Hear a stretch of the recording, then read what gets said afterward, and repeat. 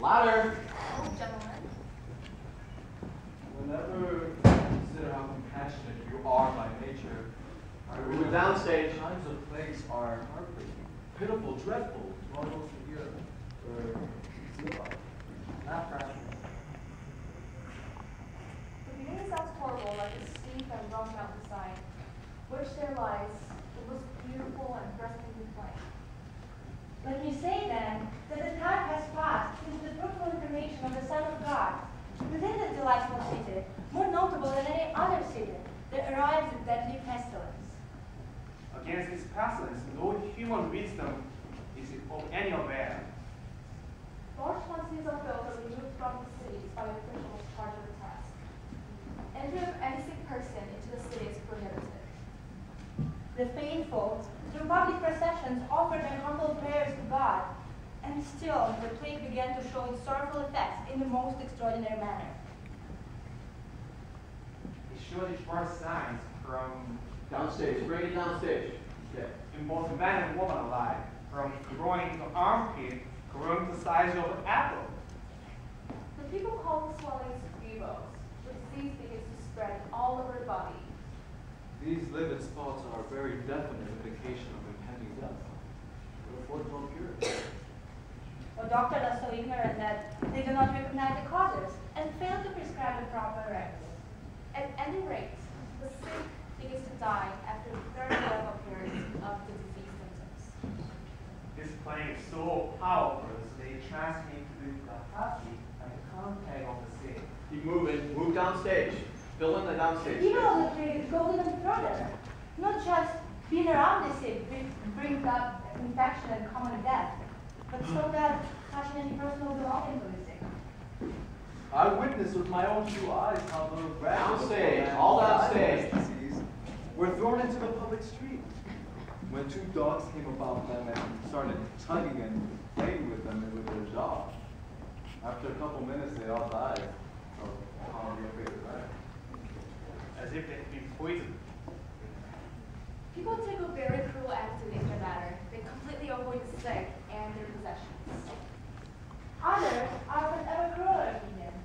They shut themselves up in their houses, where they live in moderation, living happily and eating the most delicious foods and drinking the finest wine, living so in moderation, allowing no one to think about and speak about the sick and the dead outside.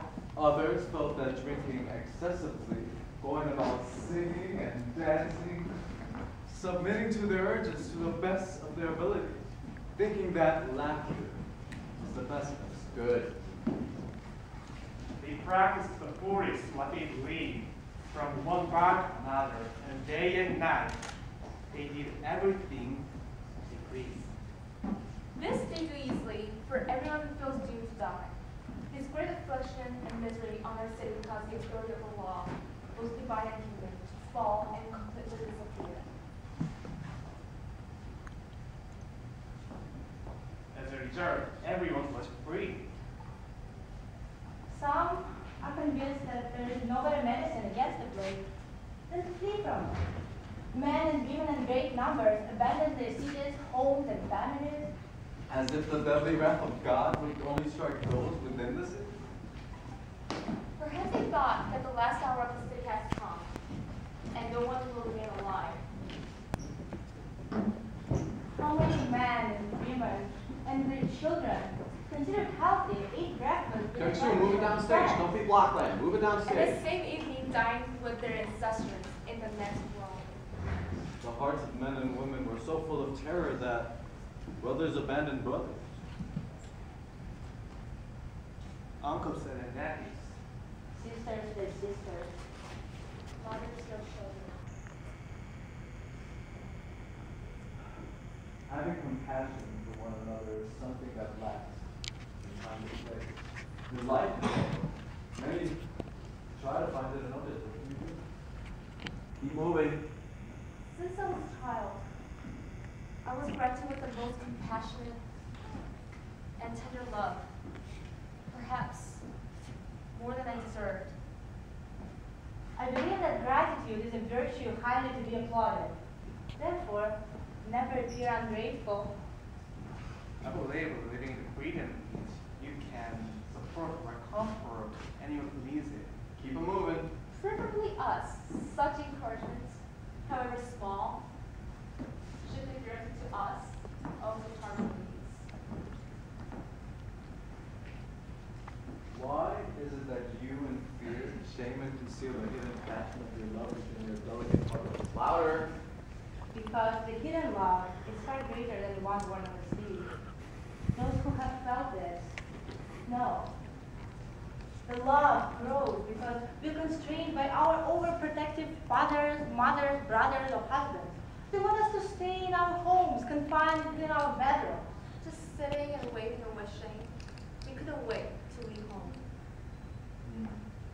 This can be very hard and cause much stress. Whatever, you men relieve your stress any way you wish. We can always drive, listen to music, watch movies. Go hunting, fishing, gambling, or tend to business. This is how much love we go around. I see, you just love everything and everyone. I get it. Keep it moving. I Keep it know some moving. people who could use love for obsession.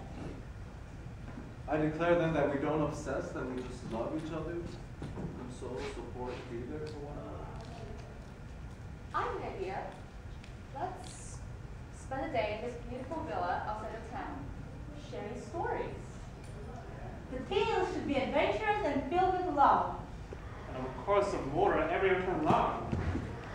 So let's give thanks to love that frees us from our earthly bonds and caters to our pleasure. And sit down. Good. Let's hear it. Speak up.